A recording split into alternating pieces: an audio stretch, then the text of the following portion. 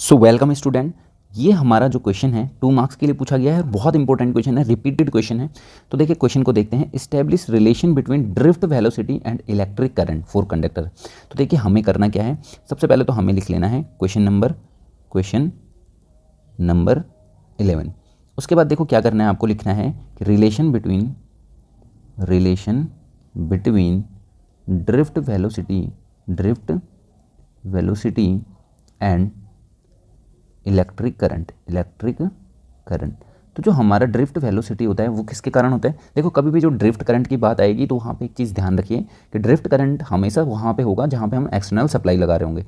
तो मतलब एक डायग्राम बना लेते हैं कि यहाँ पे हमारे पास कोई कंडक्टर है, ठीक है, ये कंडक्टर है, ओके, इसका लेंथ है L, ठीक है, और इस पर कोई क्या लगा है, एक्सटर्नल सोर्स लगाया हुआ है, बैटरी लगाई हुई है। इस बैटरी के कारण क्या होगा, इसमें फ्लो ऑफ इलेक्ट्रॉन्स होगा, ठीक है। तो यहाँ पे खूब सारे इलेक्ट्रॉन्स फ्लो हो रहे हैं, तो आप इलेक्ट्रॉन्स बना लीजिए। तो ये हमारे इलेक्ट्रॉन्स मूव होंगे और इस टाइम पे एक्सटर्नल सप्लाई लगाई है तो जो करंट होगी वो ड्रिफ्ट करंट होगी। लेट्स से कि इसका ड्रिफ्ट वेलोसिटी है, इधर को ये फ्लो होंगे, अगर इस डायरेक्शन में करंट है तो अपोजिट डायरेक्शन में हमारा फ्लो ऑफ इलेक्ट्रॉन्स होगा। एंड इसका जो क्रॉस सेक्शन एरिया है वो कैपिटल A है। इतना हमने लिख लिया। आप चाहो तो इसको क्या करें, यहाँ पे लिख लीजिए कि late consider conductor, okay, having cross section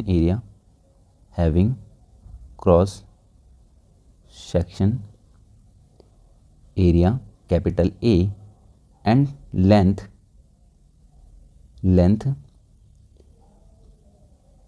L, ठीक है। उसके बाद आपको लिखना है ऑन अप्लाइंग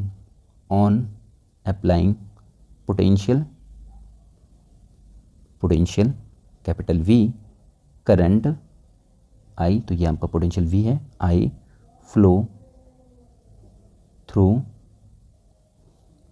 इट, ठीक है। तो आपको पता है अगर करंट फ्लो होगी, I फ्लो होगी, तो I कितनी होती है हमारी Q/T, ठीक है। तो इससे आप क्या कीजिए, इक्वेशन नंबर 1 मान लीजिए। उसके बाद देखो अब क्या होता है कि यहाँ पे आपको एक चीज़ एज्यूम करनी पड़ेगी। उसे हम क्या एज्यूम करेंगे, let small n be number density which is equal to number of electrons per unit volume. तो मतलब आपने क्या किया कि जो आपका n है, ठीक है, स्मॉल n है, वो क्या है, number of electrons per unit volume. तो वॉल्यूम अपॉन में पर यूनिट वॉल्यूम में जो आपके क्या है, इलेक्ट्रॉन्स है। तो जो नंबर ऑफ इलेक्ट्रॉन्स हैं उन्हें हम कैपिटल N से लिख रहे हैं और जो वॉल्यूम है उसे तो हम V से लिख ही रहे हैं।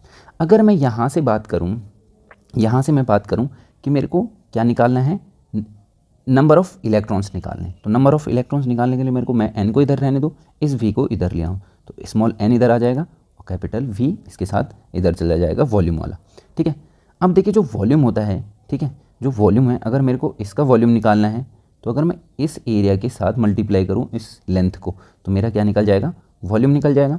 तो जो हमारा नंबर ऑफ़ इलेक्ट्रॉन्स होगा वो नंबर डेंसिटी, ठीक है, multiplied with area multiplied with length. तो ये हमारा यहाँ से नंबर ऑफ़ इलेक्ट्रॉन्स आ जाएगा। इसे आप मान लीजिए इक्वेशन नंबर 2। अगर आप बात करें टोटल चार्ज कितना होगा इलेक्ट्रॉन्स पे, ठीक है, तो टोटल चार्ज ऑन इलेक्ट्रॉन्स। देखिए आप समझ रहे हैं हमें करना क्या है, हमें ये टाइम कहीं से पता चल जाए, ये चार्ज पता चल जाए, ठीक है। तो हम क्या करेंगे, चार्ज पता रहेगा, ये टाइम पता रहेगा, तो यहाँ से हम करंट में और वेलोसिटी में रिलेशन निकाल लेंगे, ठीक है। तो टोटल चार्ज इलेक्ट्रॉन्स पे क्या होगा कि जितना हमारे इलेक्ट्रॉन्स है, नंबर ऑफ़ इलेक्ट्रॉन्स मतलब टोटल नंबर ऑफ़ इलेक्ट्रॉन्स, और एक इलेक्ट्रॉन पे जितना चार्ज होगा तो सारा हमारा क्या आ जाएगा, ठीक है, टोटल चार्ज आ जाएगा यहाँ से, ठीक है, टोटल चार्ज। तो नंबर ऑफ़ इलेक्ट्रॉन जितने हैं और चार्ज ऑन ईच इलेक्ट्रॉन,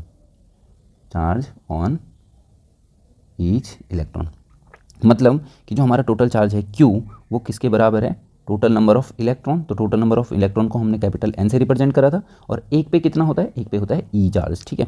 तो यहाँ से हमारे पास जो टोटल चार्ज आएगा वो क्यू, और देखो एन की वैल्यू आप इक्वेशन नंबर 2 से पुट करेंगे, तो एन, ए और एल हमारे पास था, और ई हमारे पास यहाँ पे ये फाइनल फार्मूला बन गया जो टोटल चार्ज का है, तो ये एन ए एल ई, इसे आप मान लीजिए इक्वेशन नंबर 3। तो हमारे पास क्यू आ चुका है, इस वाले फॉर्मूले में पुट करने के लिए क्यू आ चुका है।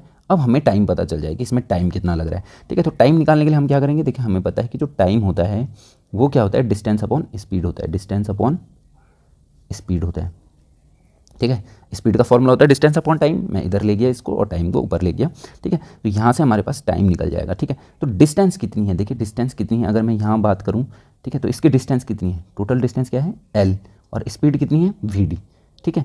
तो एल हमें डिस्टेंस ट्रेवल करानी है, तो एल अपॉन स्पीड हमारी क्या है, वी डी है, तो ये हमारा क्या आ गया, टाइम आ गया, ओके। अब हमारे पास बचा क्या है, अब हमारे पास बचा हुआ है लास्ट का फॉर्मूला जिसमें हमें पुट करना है, ठीक है।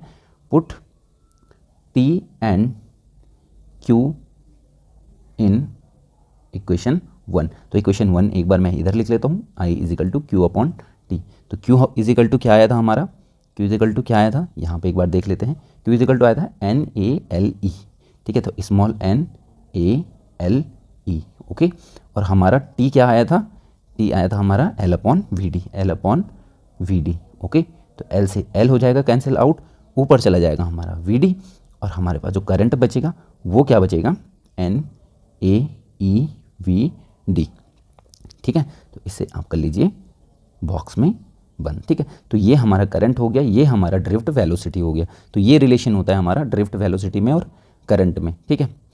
अगर आपको ड्रिफ्ट वेलोसिटी के बराबर में निकालना हो तो आई के अपॉन में सबको ले जाइए एन ए ई, ठीक है। तो हम वी डी के बराबर में भी ये फॉर्मूला लेके आ गए, ठीक है। तो ये हमारा फाइनल फार्मूला होता है, इसे आप याद रख लीजिए, एक बार इसे और देख लीजिए, ठीक है। बहुत इंपॉर्टेंट क्वेश्चन है। मिलते हैं नेक्स्ट वीडियो में, तब तक के लिए बाय बाय।